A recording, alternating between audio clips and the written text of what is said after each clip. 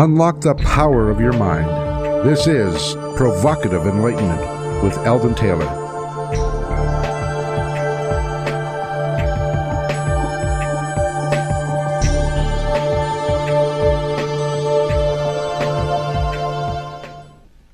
Welcome and thank you for joining us today. The next hour is devoted to learning something more.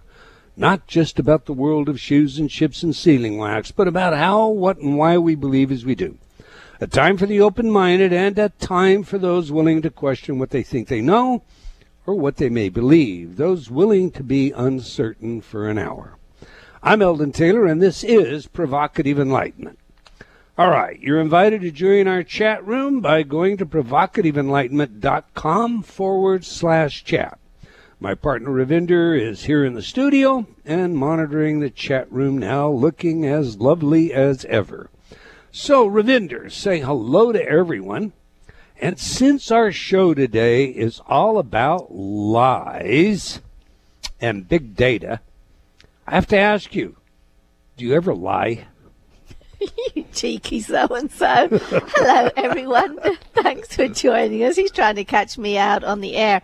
The fact is, everyone lies. I think it comes down to degrees of lies and stuff, but I'm most interested in today's interview because that is the subject of the matter. So, you admit it.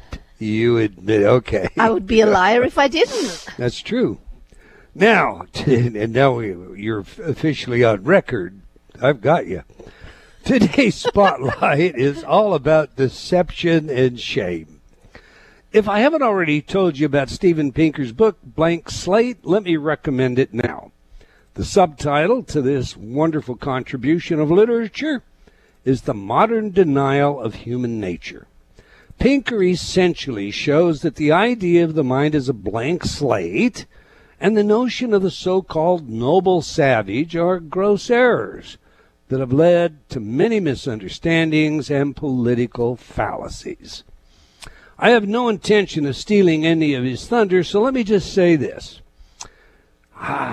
This is an important read for anyone interested in understanding both the human condition and the world we live in. That said, the book reminds me of how we heap shame and blame on folks in order to manipulate their behavior. Think about this easy one. Everyone lies, cheats, and steals at some time in their life, and yet we think of this as criminal behavior.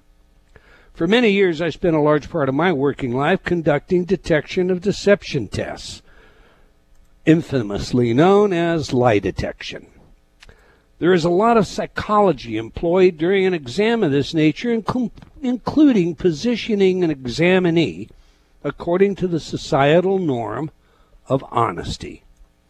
As such, an examinee may well be asked questions intentionally designed to make them uncomfortable.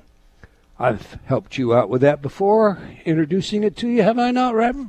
Yes, absolutely. It's your technique for making people feel comfortable. Making them feel uncomfortable. You are bad woman. I said making them feel comfortable, but yeah, you can read into that exactly what is meant. All right. I'm going to get you after the show. The reason you might make someone uncomfortable is to add stress to their answer as a measure to compare against relevant questions. This form of examination is called a zone of comparison test. So, okay, now, imagine that you were asked to take a lie detection test. You're naturally concerned about the accuracy of the test and the questions you may be asked. Let's assume you're innocent, and the test is supposedly to demonstrate your innocence. The examiner sits you in a plain room with nothing on the walls and begins the pre-test interview. She may begin with something like this. I know you came here to tell me the truth today. I mean, why else would you come? I mean, after all, I'm sure you're not a liar, cheat, or a thief. I mean, that's the behavior of criminals. You're not a criminal, are you? You respond with an emphatic no. I'm not a criminal. The examiner continues. Okay, good. then I'm going to ask you today if you have ever stolen anything. You haven't, have you? You probably answer no. And I'm going to ask you if you have ever deliberately cheated anyone. You haven't done that either, have you? Again, you probably answer no. And I'm going to ask you if you have ever lied to someone who trusted you. You haven't done that, have you? Again, you probably answer no. However, if you are thoughtful and remember lying to your mother or father or spouse, etc., then the examiner asks you to share these lies. And this would be true also if you were to say, yes, I stole something, and yes, I cheated something. So what follows is a clarification. The examiner says, okay, tell me when you lied to someone, or whatever. Now, following your clarification, the examiner simply rephrases the question to go like this. Have you ever lied to someone who trusted you other than what you have shared with me today? All of this is about positioning you, again, to build stress intentionally into irrelevant questions for comparison later to the relevance. Now, here's the fact. Everyone has lied, cheated, and stolen in their life. Perhaps it was a few coins from a sibling, some game you cheated at, or a story you told friends that was inflated, colorized, and are factually simply so much BS. Since everyone is guilty of this sort of behavior, and as Dan Ariely has pointed out to us on this show, continues to be in adulthood liars, then what is the guilt all about? Why are we ashamed of it when confronted in a tell-the-truth scenario? I submit that this is but one tiny aspect of human nature that we choose to pretend the truly noble savage would just never indulge in. And, of course, we're all truly noble savages. Human nature is not as squeaky clean as we might want to believe. And again, this is but one tiny aspect of behavior that we choose to ignore. In my view, the best way to know who we are begins by admitting what we are. Bottom line, we are not what most pretend to be. Those are my thoughts anyway. What are yours, Ravinder? You know, I don't know. I mean, there is so much truth in what you're saying. We all do these things, and we're all aware that it's wrong, so there is guilt associated with it. And so then you have justifications based on degrees of how much of it there is. So there's just lots of food for thought in there, you know. There is. I mean, do you say, okay, that is just part of being human, so therefore we should just accept it? Or are we supposed to be striving for something greater, and so we're aware that we haven't met the standards that we would like to set for ourselves? It's an interesting paradox that we live in, but only if we're in denial about it and fail to continue to work at becoming better human beings. My opinion anyway. All right, every week I read some of your letters as our way of involving you while paying respect to the very important role you play in making this show successful. Last week our show featured Professor Dean Radin, and we discussed his work and book, Real Magic. Robert wrote, "What a great show, Eldon. I have heard Dean interviewed by several other hosts, but you really drew him out on these fascinating subjects." And he wrote, "Terrific interview with Dr. Radin." Elaine commented, "I think we are in a new age where we are discovering intelligence and consciousness is way, way more mysterious than previously thought." Elle wrote, "Please make Gotcha an audiobook. I am unable to hold a book to read it. I listen to your audiobook choices and allusions a lot. My family has also been blessed with many of your Inner Talk programs." Well, we will be releasing the audio version soon, in fact, very soon, Elle, and thank you for your feedback. Yi Ray wrote, "Hello, Eldon. I just wanted to thank you for creating the Inner Talk technology to improve people's lives. It really helped me." Okay, that's all the time we're going to take for letters today, but we do love your comments, so please keep them coming. You can opine by writing to me at Eldon, that's ELDON, at EldonTaylor.com, or by joining me on Facebook at Dr. Eldon Taylor. We do sincerely appreciate your thoughts and ideas. Now to today's show. Everybody lies, big data, new data, and what the internet can tell us about who we really are, with author Seth Stephens-Davidowitz. Now, big data is something we have discussed on this show before. Indeed, I dedicated quite a bit of space looking at how data mining can and is used to sell products and politicians and more in my book, Gotcha. So naturally, I was interested in today's guest and his book, and I must tell you, everyone should read this one. It is a great read. So let me tell you a little about today's guest. Seth Stephens-Davidowitz is a New York Times op-ed contributor and former Google data scientist. He received a BA in philosophy from Stanford, where he graduated Phi Beta Kappa, and a PhD in economics from Harvard. His research, which uses new big data sources to uncover hidden behaviors and attitudes, has appeared in prestigious publications such as the Journal of Public Economics. You can Google Seth, and you will have page after very interesting articles. I encourage you to do so or reach out to his website. Okay, on that, let's get him in here. Welcome to Provocative Enlightenment, Dr. Seth Stephens-Davidowitz. Well, thanks so much for having me. It's my pleasure, sir. Am I saying your last name correctly? Yeah, mostly. Close enough? Okay. Yeah. I wasn't sure, and I feel like my last name's so obnoxious, so I don't really like. My parents gave me this hyphenated last name that's impossible, so I try not to criticize people who can't pronounce it, because I feel like it's really unfair to demand anyone to perfectly pronounce that last name. All right. Well, I hope it's okay if I just call you Seth. That'll make it easy for me. All right. Yeah. On this show, sir, we like to know who's the messenger, what is the message, and of course, how do we use it? So to that end, what are you passionate about, and what did you write a book about lying and big data? Yes, I've really been interested in a couple of things. I've been interested in human nature and psychology and what people are really thinking, what they're really doing. And I've also been really interested in data science and statistics and analysis. So I was doing my PhD in economics, and I kind of became obsessed with this idea that now, thanks to the internet, you can really understand a lot more about people. So you can analyze their Google searches or analyze the websites they visit, and you can learn really much more about them than we've ever previously known. So that's kind of what I'm passionate about, and that kind of motivated the entire book. It's a great read.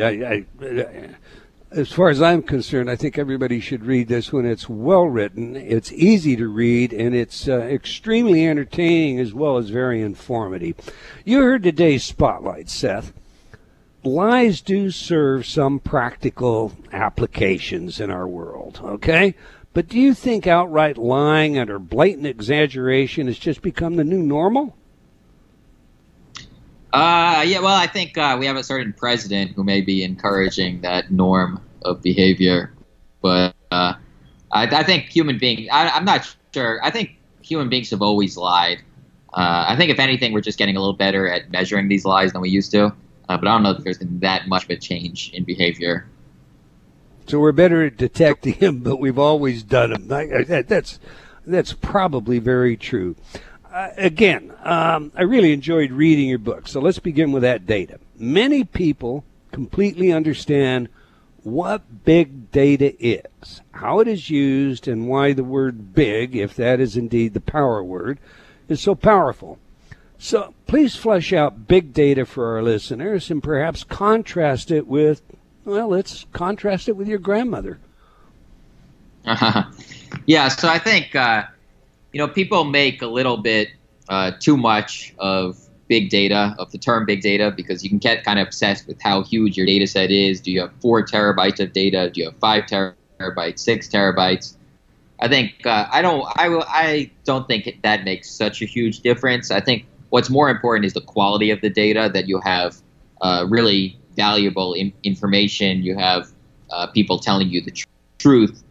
So I tend to focus more on the data quality than the data size. And yeah, I do contrast it with my grandma. I say that traditionally, we think of big data as a new phenomenon, and it sort of is, but historically we tend to rely on the elderly a lot because they'd seen more than everybody else. So they accumulate a larger data set from their personal experiences, and we're able to make better judgments, better predictions based on that larger data set. The problem is, of course, even the biggest data set accumulated by a human being is only 20 or 30 or tens of observations, but some of the new computer data sets are millions or billions of observations. Okay. Yesterday, Twitter and Facebook execs were on the Hill testifying about foreign tampering in elections, fake news, liberal biases, and so forth. Twitter CEO Jack Dorsey referred to social media in general as the new digital town hall. What's your take on the responsibility of social media to somehow maintain a level of honesty that's fair and balanced, or is that really just a pipe dream? I think it's important. It's good we're focusing on it because obviously Facebook and Twitter and Google, their algorithms have enormous power in what information reaches different people. And I think these companies have kind of just shrugged their shoulders and said, well, it's just an algorithm, so they shouldn't really be faced with regulation. But the truth is that if they make a slight change in their code, if they slightly tweak their algorithm, that drastically changes what information people see and could easily change who they vote for, who's president of any country. So I think there definitely is a responsibility for these companies to, I think there is a role for lawmakers to play in regulating how these companies show information. It's going to be really, really difficult though, because right now it's done largely through machine learning and artificial intelligence, and nobody really knows how that works. So it's going to be a big challenge to regulate them, but I hope we do. Barack Obama had an elite team of social scientists that he utilized, and they did some work on social media, controlling search engine responses, and then along comes Trump, and he allegedly uses Cambridge Analytics. Cambridge is now denied and whatnot, so that's why I use the word allegedly, to also manipulate rankings and information on the internet. And we seem to be herd animals, and so the data, the research data clearly shows that as opposed to fact, we rely on others for what we then come to believe and vote accordingly on. What are your thoughts about the use of big data, whether through social media applications or manipulation of search engines, etc., with regard to its abuse in our political environment? Yeah, I wasn't too bothered by the whole Cambridge Analytica quote-unquote scandal because, as you mentioned, Barack Obama was doing similar things, and Hillary Clinton would have done similar things, except her team wasn't smart enough, I think, to realize that they should have. But to some degree, these effects cancel out because the Republicans will use their big data analysts, and the Democrats will use their big data analysts, and the net effect will be, I think, close to zero. And I don't think it should give a huge advantage to one party or the other. It's similar to political advertising, where they both spend a ton of money, and it kind of evens out at the end. But I do think that I'm more concerned with maybe some governments in less free countries, whether it's the Russians or the Chinese, using these tools to kind of affect, manipulate the masses in evil ways. I'm not as concerned with the Democratic and Republican Party in a democratic country using these tools to try to get more votes. Again, they've always been using whatever tools they can to get more votes. So we can just kind of think of the presidential election as the big data Olympics between the two parties as they shoot it out. All right, I'll take that. Congress wants, of course. It's kind of go ahead. It's extending a phenomenon that's existed for a long time. So if you read some of the work of Sasha Issenberg, for example, the Victory Lab, that describes some of the tools. I think it kind of describes the history a little bit of data analytics in political campaigning, and sometimes Republicans are better at it, and sometimes Democrats are better at it. I think in the kind of in the Bush years, Republicans had a big edge in how they used data. This was before the internet, but they were utilizing data that they had collected from companies on what people purchase and how you can use this information to better predict who they'll vote for. Then during Obama's time in power, the Democrats took the edge, and they really were utilizing some of the internet sources and Google and Facebook, and they had a real edge in data analytics. And then I think Trump did a better job than Hillary Clinton. Largely, those were self-inflicted wounds by Clinton. But again, I think it just goes back and forth. Right. I'm a Democrat. I'm a pretty liberal guy. I'm pretty pissed at Cambridge Analytica because it helped get Trump elected. But Hillary Clinton could have used the same tools to get herself elected. Well, that was my metaphor. So the gold medal of the metadata application went to Trump this year. Maybe it'll go to somebody else next year. But it just, it seems to me, I guess, I share your concern about the meddling by foreign countries. I've written about this in a book of my own.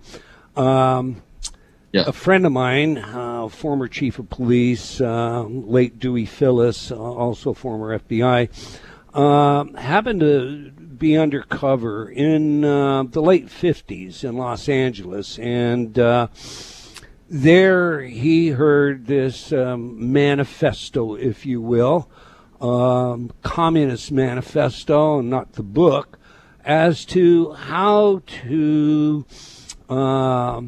break up America. And by break up America, it's the old Alexander the Great, divide and conquer. And when we saw what happened in this last election with the Russian meddling, what we really see is a polarization that I've never seen the likes of in my life before. And it reminds me again of the intention that, how long ago is that? 60 years ago? The intent, 70 years, however long ago it is. I'm not going to do math right now. That's your field of expertise. Still seems to be, the hammer that they're working with when they do attack our system.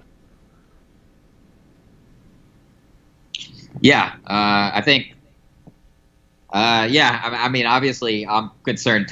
It's not so much even that what the Russians did. It's that the president doesn't seem to care about that, and seems to want to allow the Russians to do more and more of it. So I think I definitely want a bipartisan commitment to preventing foreign countries from tampering.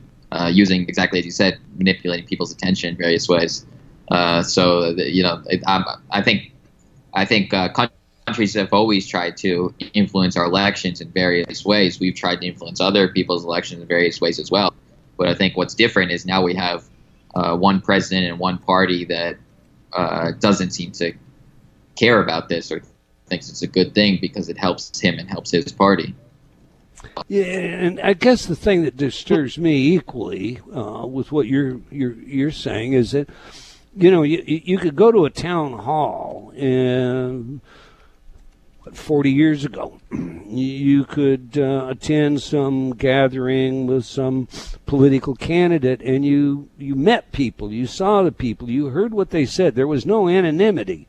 But today, the anonymity that's provided, I tell me your thoughts on Congress's idea that we identify people as real people like they do in South Korea, and we make sure that these are real people by, requiring them to register through the internet and not dealing with just ISPs, et cetera, but actually tying down who the person is that may access the internet in any given way. What are your thoughts on that?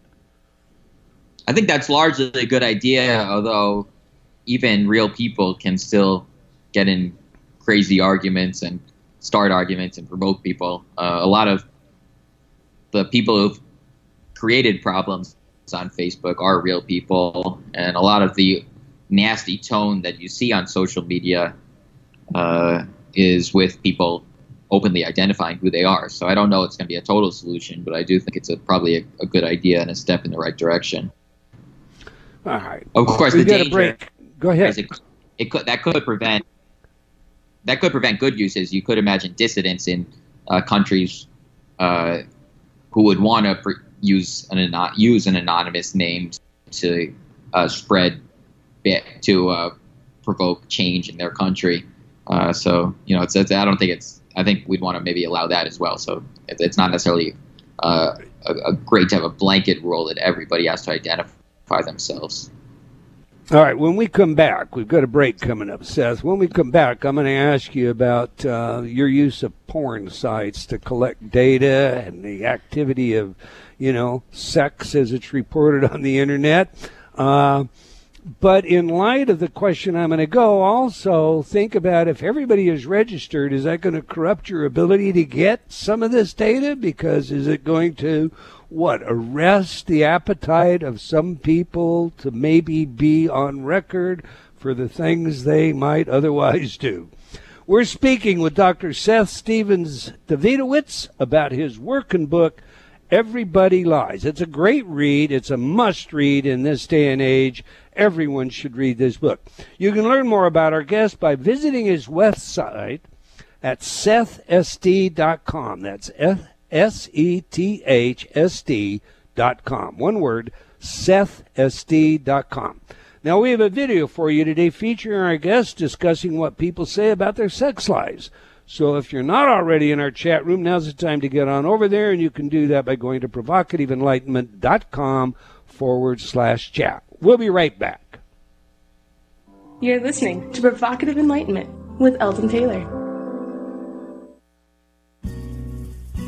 Change has never been easier. Whether you wish to lose weight, stop smoking, build better relationships, become creative, enjoy ultra prosperity, or simply relax and promote self-healing, InnerTalk has been repeatedly demonstrated effective in the most rigorous of scientific studies. Our customers love InnerTalk. Sean wrote, "I have struggled with bulimia for over 30 years and have never been able to lose weight without restoring to it, until I used InnerTalk." Vicky wrote, "My hubby has been using the Stop Snoring CD and already his dangerous and raucous snoring levels have stopped." Celeste wrote, "I recently graduated from Taft Law School with honors. I'm writing to tell you how much your InnerTalk CD, Excel in Exams, has helped me. With over 300 titles to choose from, there is something for everyone. Check it out today by going to innertalk.com.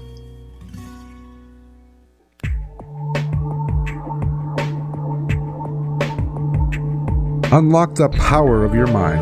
This is Provocative Enlightenment with Eldon Taylor.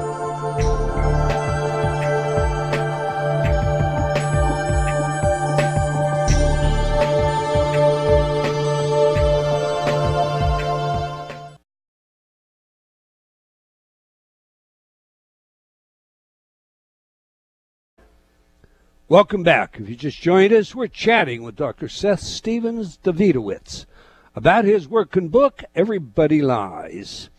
Subtitled, Big Data, New Data, and What the Internet Can Tell Us About Who We Really Are. I cannot recommend this book too highly. Okay, every week we ask our guests for their favorite music that has some real meaning to them. Music psychology is a field of research with practical relevance in many areas, a hobby of mine. And to that end, you chose today, Seth, the music Hallelujah by Leonard Cohen. Tell us why this music is important to you and how it informs us about who you are, sir. Well, I've been a big Leonard Cohen fan for a long time. Since college, and Hallelujah, just really one of his, I think, best songs. It's definitely, I think it's a very dark song in many ways, and he's a dark singer and has a dark view of the world, which I do as well. But he kind of also has a little bit of optimism of how you can still find some good in the world despite all the problems. And I think that really is also the theme of my research and the theme of Everybody Lies, which really points the light at some big problems in society and some very dark areas, but also I think has an optimistic take on how we can use data to improve the world. A dark one, I agree, but the lyrics itself offers what you say. There's a blaze of light in every word, every hope, I suppose. Thanks for the explanation. Listen, I know that I asked you or indicated that I was going to ask you about the sex in your book and your work and your research, but before we get into that, I was reminded Google didn't show up to Congress yesterday, and that led to some rather apoplectic remarks by members of Congress. You work for Google. Any thoughts on why they ignored the invitation? I think Google just really doesn't need any more attention, maybe. So I think the business is so successful that they probably try to stay out of trouble as much as they can. That would be my guess, but not totally. I'm not totally sure why they didn't go. I think they probably should have. Well, for what it's worth, I guess on the side I noticed that both Facebook and Twitter took it on the nose stock-wise yesterday, and Google kind of, seemed to, maybe the smart thing was not to go. We'll see. That's just one day, so we'll see. Yeah, that's true. Let's go to your book, and we'll work our way into this story of sex if we can. I was most interested, especially trained, as a psychotherapist, to look at, your work with Freud.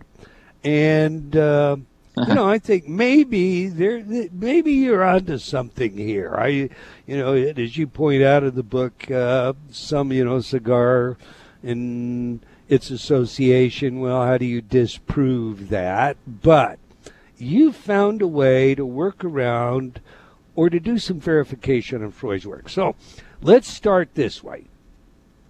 Dreams and food. You dream about bananas, you dream about cucumbers. Well, there are a lot of psychotherapists that say, there's some repressed sexual urge, da-da-da-da-da-da-da. What did you find out, and how did you go about doing it, sir? Well, so this used a dream app, Shadow, which allows tens of thousands of users around the world to record what they dream about. So they can say, hey, I dreamed about, there are literally dreams in this where a man goes up to marry his wife, and then he dreams about eating a banana at the same time, which any Freudian psychologist would say is a repressed homosexuality revealing itself in the dream, right? You're marrying a woman but dreaming about eating a banana at the same time.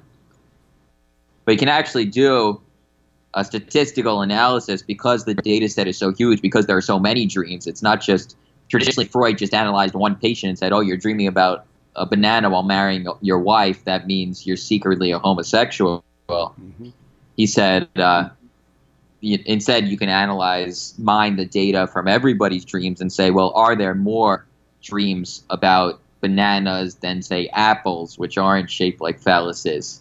And when you do this analysis, you find that no, there aren't, that people are just as likely to dream about foods that are shaped like phalluses as they are to dream like foods that aren't shaped like phalluses.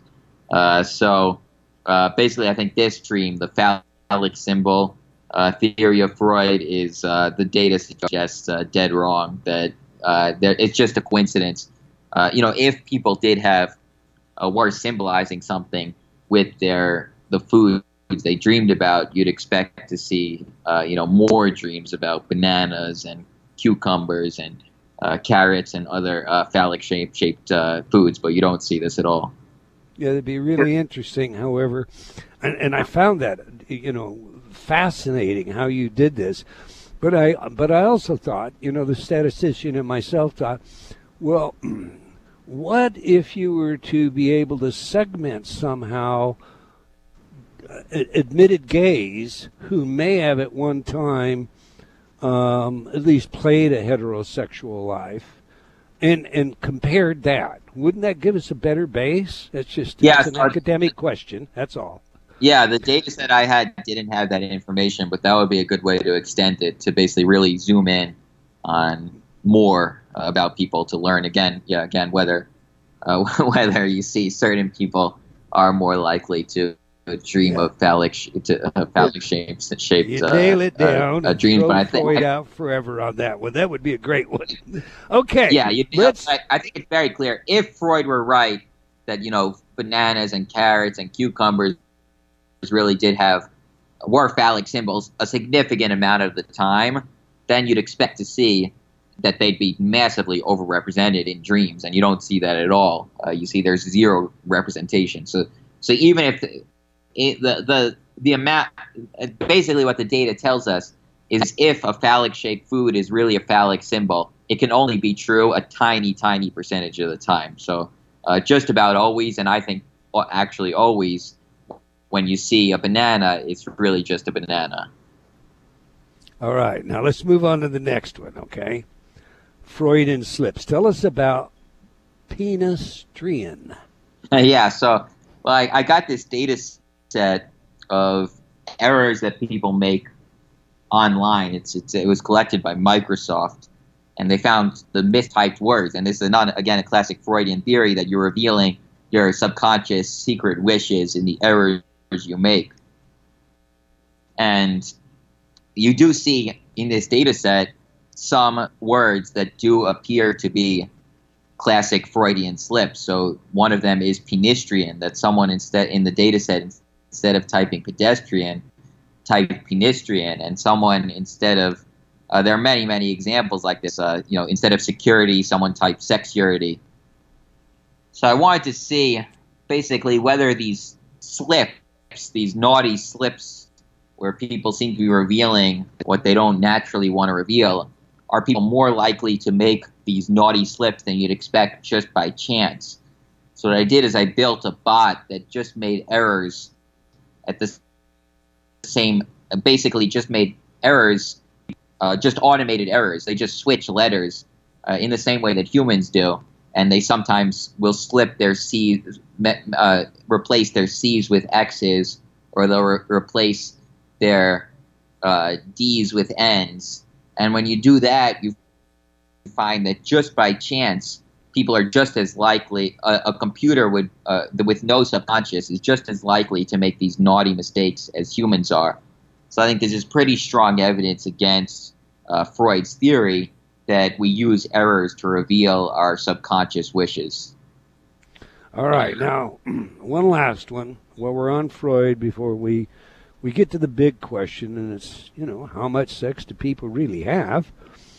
Freud's assertion regarding sexual attitudes is formed in our youth. What did you find when you looked at that? Well, that one, I think he really is onto. I think, he wasn't onto something with the phallic symbols. I think he misfired there. There's really nothing in the shapes of foods that tells us in one's dreams that would tell us anything. I think he was really off in the slips. I don't think you can use. I think these really are just random mistakes that people are making.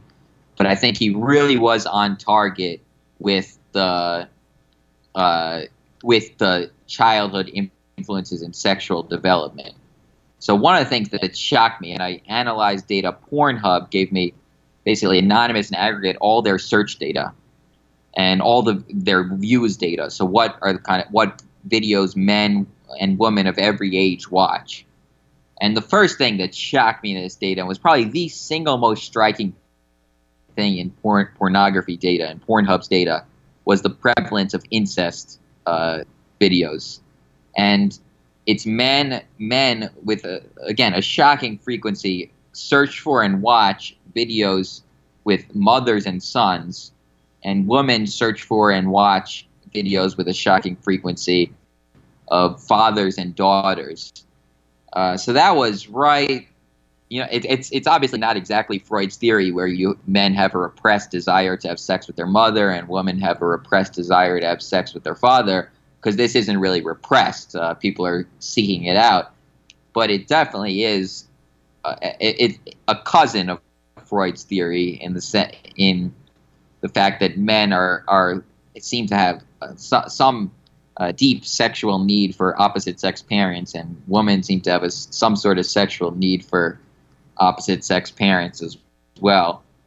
So that definitely, I think, was really close to stuff that Freud was saying. And the other thing was childhood does seem to play a big theme in adult sexual desires. So if you look at, I looked at the occupations, for example, that men search for in porn.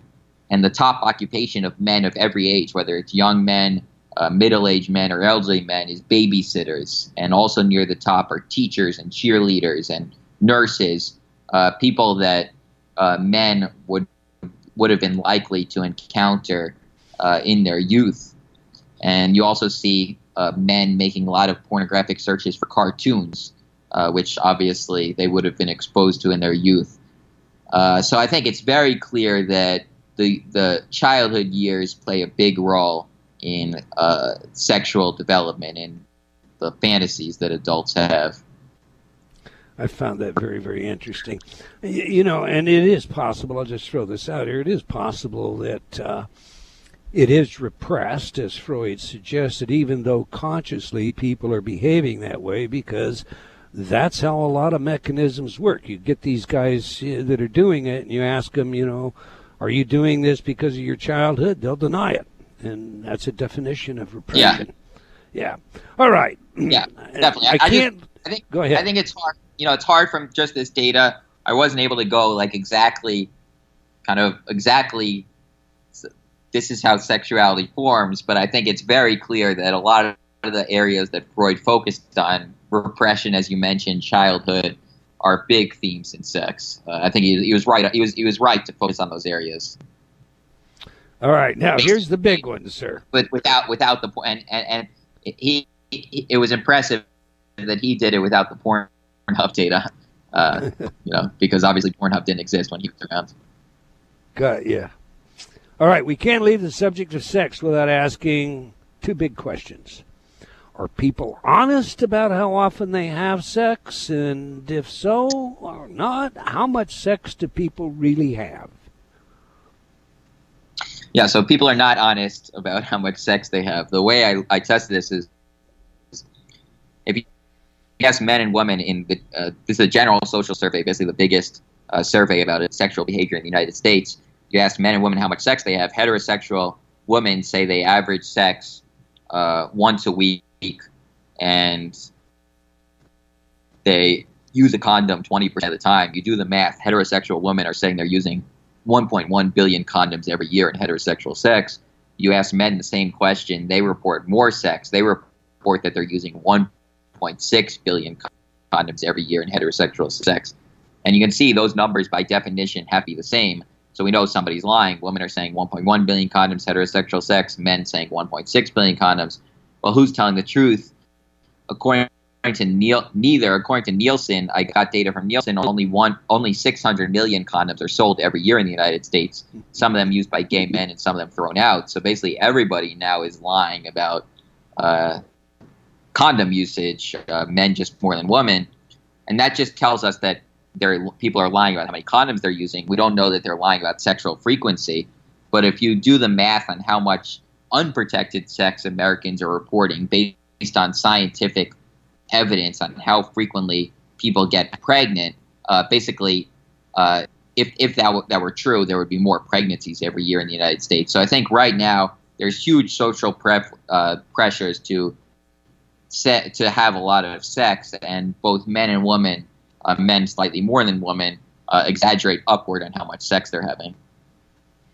There are times that I wish this show were 2 hours because the guests have that depth of information. I've got so many more questions here. I'm going to have to just start turning and dealing with some of the hotter issues in your book. So let's take on race.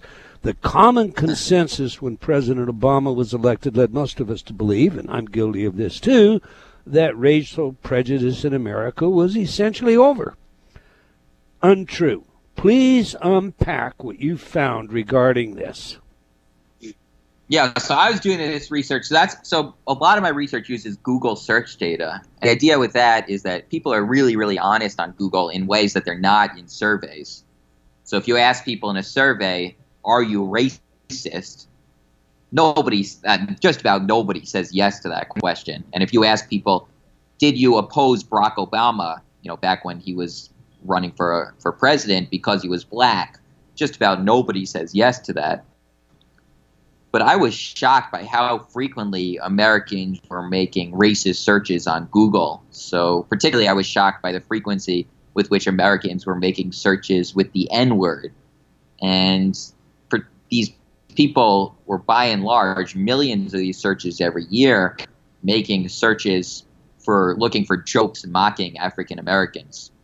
And I was shocked by how frequently people were making this search. I was also shocked by the location of this search. If you had asked me, where is racism highest in the United States, I would have said it would be predominantly concentrated in the Deep South. If you think of our country's history, we usually think of racism as having a north-south divide.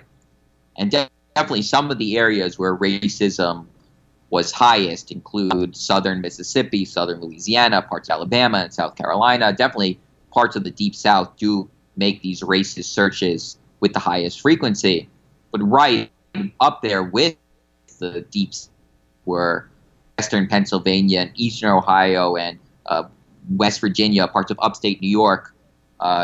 Really, if you had to divide the country into two areas based on racist searches, it wouldn't be north versus south. It would be east versus west. So the eastern part of the United States makes racist searches with much higher frequency than the western part of the United States. And this map of racist searches on Google predicts a lot of behaviors. So places that made these racist searches were much less likely to support Obama when he was running for president than they had other Democratic candidates. And in the Republican primary, data journalists found that racist searches on Google was the number one predictor of support for Donald Trump. So again, you ask people, why did you oppose Obama or why do you support Trump? They're not going to say, oh, because I don't like black people or I'm pissed that Obama was black.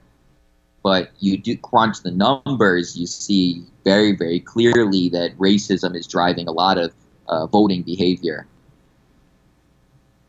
So bottom line, are Republicans more racist than Democrats? Well, that's actually not true. I think if you look at some of the areas, so again, it's not necessarily the South, and it's also not necessarily just Republicans. It's many northern Democrats. I think they don't maybe admit that they're racist, but they're just as likely to search for some of this material, and they're just as likely to have had problems with Barack Obama and to be drawn by some of the messages that Donald Trump was spreading. So would you say that it's equal, or is it still tilted one way or the other? It's about equal Democrat-Republican racism. I found that very, very interesting. We're about out of time, but share with our audience, there are a number of tools that you cover in your book that anyone in our audience could go out. They include Google Correlate or AdWords and do some of their own searches. Share those tools with us, will you, quickly? Yeah, so Google Trends is one I recommend. That's the simplest to use. And you can just see, you type in a search term and you can see where and when it's searched most frequently. So that's really useful. If you're just a curious person, it's kind of fun to play around with and to kind of understand the zeitgeist of the world or your country or your state. And it also can be useful in your professional life, whether you're a journalist or a researcher or a marketer or a business person. Pretty much any field, I think there are insights waiting to be found using Google Trends. You can also use Google Correlate, which allows you to see what searches are most correlated with a particular data set. So I'm sorry, Seth. I'm going to have to cut you off there because we're just out of time. But I want to tell everybody out there, first of all, go to Seth's site, SETHSD.com, SethSD.com. Get his book, Everybody Lies. What we have talked about now isn't 10% of what you'll learn reading his book. Go get the book. Again, that's SethSD.com. I want to thank you, Seth, for your willingness to share with us today and for your work. We've come to the end of another hour of Provocative Enlightenment. I want to thank all of you for joining us. Until next time, wherever you are in the world, remember, believing in yourself always matters. Provocative Enlightenment has been brought to you by Progressive Awareness Research and other sponsors. Provocative Enlightenment is a syndicated show and appears on other networks. For a schedule of show times, visit provocativeenlightenment.com. If you're interested in becoming a sponsor, write to Eldon at eldontaylor.com.